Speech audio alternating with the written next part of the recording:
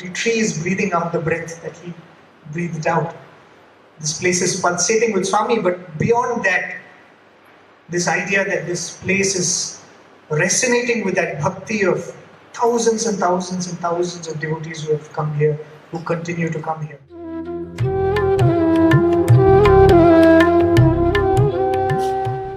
Swami would often use this word.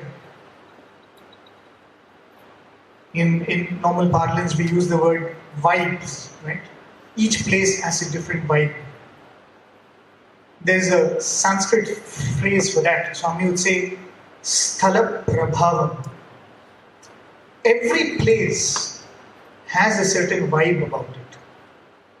Swami would say, Sthala Prabhavam. That even as you enter that place, your mind will be directed in a certain manner.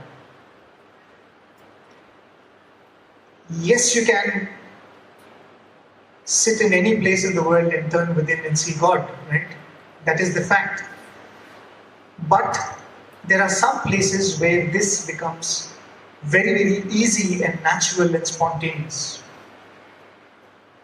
And that is why when we talk about pilgrimage centers, not only Prashanthi Nilayam for that matter, any temple in India is filled with such places. Swami would say that a pilgrimage is not special purely because of the deity, but it's because of the devotion which has been directed towards that deity of that place. And if I were to talk about Prashanthi, so many devotees have come here and found their God, have found devotion in their life, have found focus in their life. This place is filled with that vibe. Yes, Swami is there. Swami is the overpowering influence of this place. As I said, every tree is breathing out the breath that he breathed out.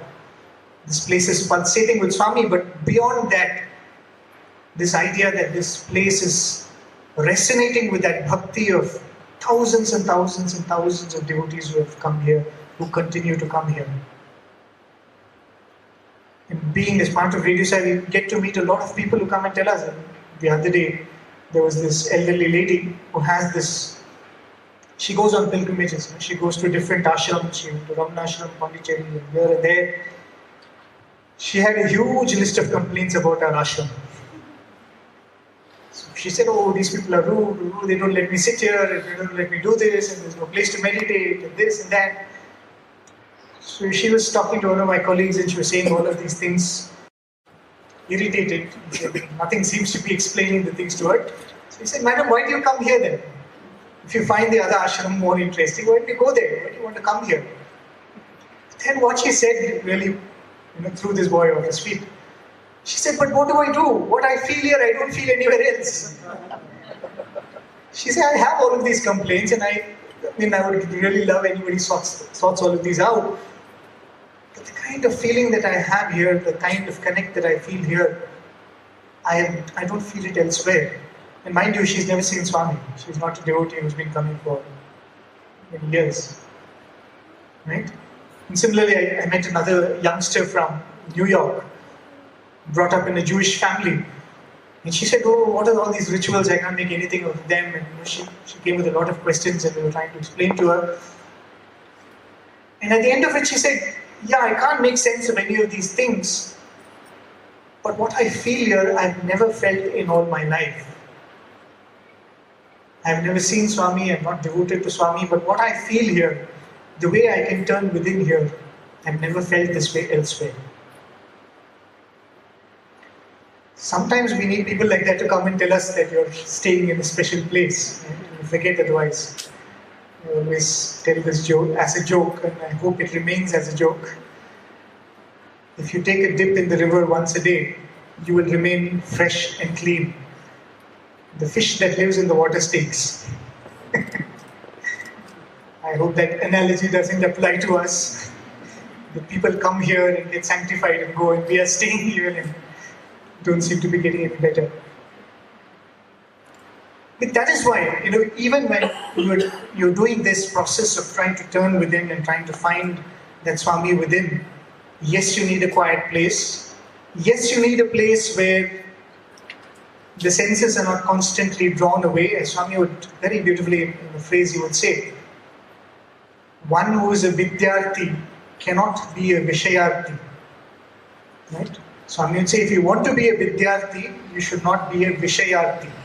A Vishayarthi is one who runs behind materials. A Vidyarthi is one who runs behind knowledge. So at least when we are serious about gaining knowledge, Swami would say, you should embrace a simple life. And when you choose to live in a place like that, to come to a place like this where it is filled with such vibrations. Every single place in this ashram has a story behind it, and it's amazing. It's amazing. Once one of the very, very old devotees of Swami, it's actually a cousin of Swami, according to his family, who's been a companion of Swami all through from the 1940s. So he was saying this fascinating story, you might have heard it. When Swami was staying in the Patha Mandir, it was decided that Swami needs a new mandir, and they started building this mandir where the Kulwant Hall is right now. So they said, Swami, we need to build this, and this is, and Swami had given instructions, this is going to live for hundreds of years and all of that. So they said, oh, we need to build it with the right kind of material then. So then the engineers said, let's build it with granite, right? Because that's a good solid wall you will have there. The problem was, where do you get the granite from? There was no access road to Puttaparthi, and you cannot ship granite from anywhere else. So any problem, what would they do? They would rush to Swami. They went to Swami and they said, Swami, we want to build the thing with granite, but we don't have any way to bring the granite here. And Swami looked up for some time, and Swami said, okay, go to Chitravati, go down this road. Swami gave you direction. And Swami said, you just go and see there. So they went to this particular place, and they were shocked to see that there was an entire small hillock, which was actually a granite, one solid granite, one full rock. They thought it was a hillock, but it was one full rock. So they were so surprised and they were so happy, but they came back with another problem. They said, Swami, how do we break it up? What do we do now? How do we break it up? Because those days you had to get permissions to use dynamites and all of that. And again, Swami looked up. Swami said, okay, you go tomorrow, we'll see.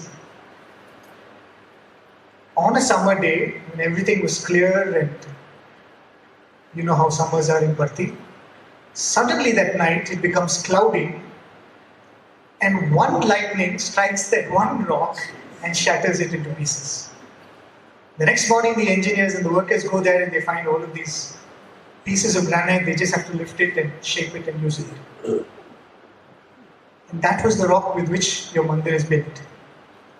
And when some devotees who've been fortunate to be with Swami in the Chitravati days, they came back and they said, oh, very nice. And when they heard the story, they said, which is that rock? And they said, this particular place. And they had their version to add to it. It was one particular rock which had this very flat surface. So many, many hours when Swami had gone for Chitravati sessions, sometimes Swami would sit on that rock and do bhajans with the devotees. And that very rock has become the mandir today. And that is the mandir we sit in front of. Right? So every single place is filled with not only Swami's miracles, but such devotion.